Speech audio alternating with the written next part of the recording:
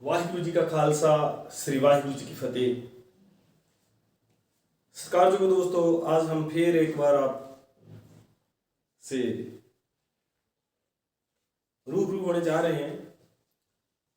हमारा channel Indian people, India के लोगों की बात करता है। इंडिया में रहने वाले वक वक तरह के लोग जिनका जीवन बहुत अच्छा है और जिनका जीवन बहुत नीचे लेवल का है, हम तमाम लोगों के बारे में बात करेंगे। हम तमाम रीजन्स की बात करेंगे। हम तमाम जो इंडिया के लोगों का रहन सहन है उनके बारे में बात करते रहेंगे। पहले हम पंजाब से बात करते थे, पंजाबी में बात करते थे और पंजाब के उन लोगों की बात करते थे जो करते हैं जो बिल्कुल निचले लेवल पर रह रहे हैं। सिख धर्म का वो हिस्सा, उनके बारे में बात करते थे।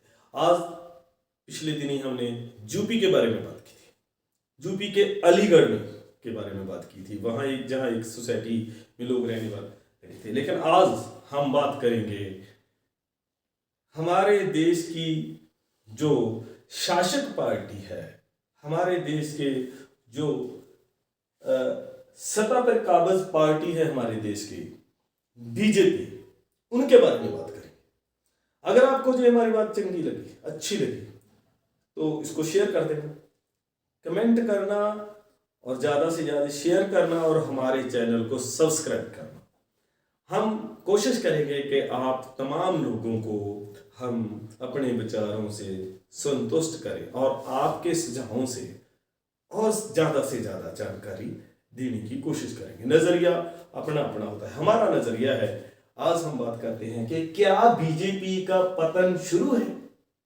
बिल्कुल दोस्तों, ये हमने बोला है। जो केंद्र में शासक है हमारे नरेंद्र मोदी जी हैं, भारतीय जनता पार्टी है, उनके पीछे जितनी भी तमाम हिंदूवादी ताकतें हैं जो पिछले 9 साल से भारत पर काबिज है, जो डंके की चोट पर कहती हैं, खास तौर पर आरएसएस वाले, बजरंग दल वाले, कई और हिंदूवादी लोग जो भारत को भारत की बजाय हिंदुस्तान बनाना चाहते हैं, उनकी सोच का पतन शुरू हो चुका है। जो कांग्रेस पार्टी इस देश में सबसे लंबी राज्य करने वाली पार्टी, सबसे लंबा समय राज करने वाली पार्टी है, उनकी जब नीतियों ने देश को लूटने का काम किया तो लोगों ने उनको सत्ता से बाहर कर दिया। अब जब पिछले 10 सालों से जो वादे कर लोगों से बीजेपी ने किए और वो तमाम वादे बेकार निकले और जो बीजेपी की तमाम जो केंद्रीय बॉडी है वो तो पूंजीपतियों की गोद में जाकर बैठ गया। वो अडानी और अंबानी के सिवाय इस जुंडली को किसी के बारे में कोई परवाह नहीं है। हमारा देश कहाँ था, कहाँ लेके जाना था और कहाँ चला गया, इसके बारे में उन्होंने बिल्कुल नहीं सोचा। लेकिन लोग सोचते हैं, लोग देखते हैं। उनको दूसरी बार मौका दिया, लेकिन उन्होंने उससे भी ज्यादा लोगों को, भारत के करोड़ों लोगों को जो है लूटने का काम किया और लूट पाट कर अंबानी अडानी के घरों में भेज दिया।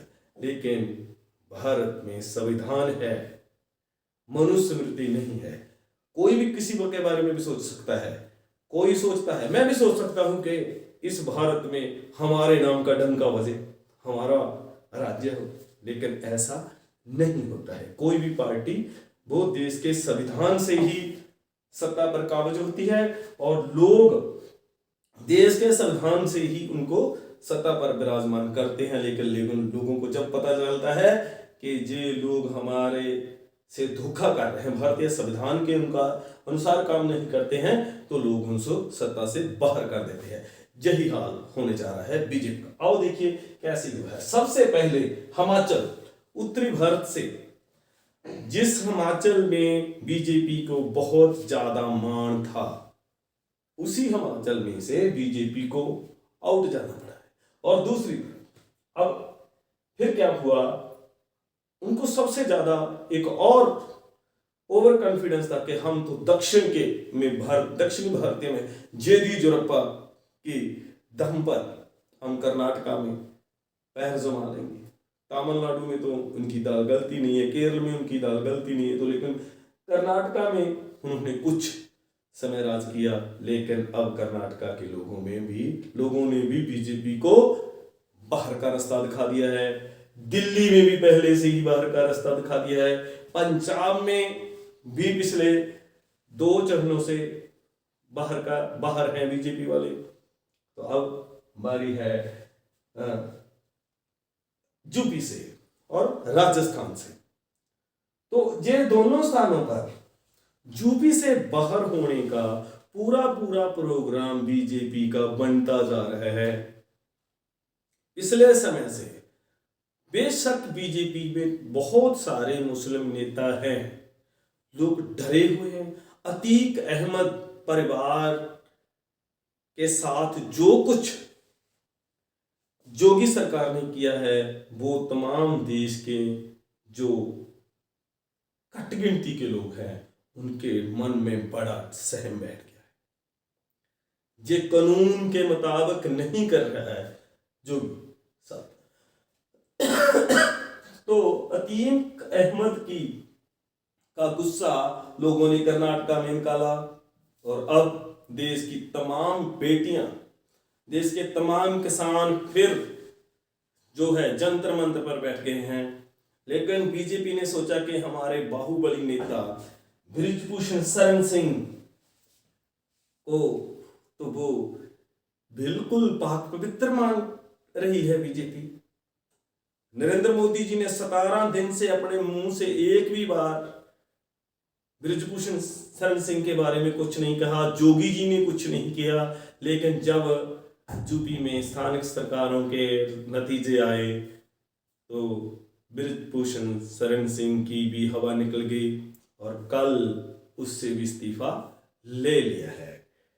इस बात का पूरा संकेत बनता जा रहा है। पंजाब के नतीजे भी कल ही आए हैं 13 को और कर्नाटका भी। तो ये बीजेपी के लिए बहुत ही दुखदाई संकेत है और समझ लेना चाहिए अब तो चिड़िया खेत चुग गई है। गुजरात से सबसे ज्यादा बुरी खबर आ रही है एक दिन से कि पिछले 5 साल से 41,000 औरतें पूरे गुजरात से गायब हैं। और ये किसी प्राइवेट एजेंसी का बयान नहीं है, ये किसी बाहर की एजेंसी का बयान नहीं है, ये गुजरात सरकार के अपने आंकड़े हैं। तो इसने बल्टी पे और तेल डाल दिया है। तो अब नरेंद्र मोदी जी को समझ लेना चाहिए, उसकी पूरी टीम को समझ लेना चाहिए कि ये बिल्कुल हमारा पतन शुरू हो चुका है। ये सत्य है। देखना है आगे क्या होता है। क्या बीजेपी सरकार, क्या उनके जो मास्टरमाइंड है इस स्थिति में अपनी डूबती हुई नौका को संभाल लेंगे? यही सोचने की बात है। सो दोस्तों, आज हम इतनी ही बात करेंगे। अगर आपको ये हमारी बात चंगी लगी, अच्छी लगी, तो इससे ज्यादा से ज्यादा शेयर करना और कमेंट करना और हमारे चैनल को सब्सक्राइब भी जरूर करना। आगे और क्या हो रहा है देश में ये भी बात करते रहेंगे। पंजाब की नई सरकारें क्या कर रही हैं उनके बारे में भी बात करते रहेंगे। जय भीम, जय भारत।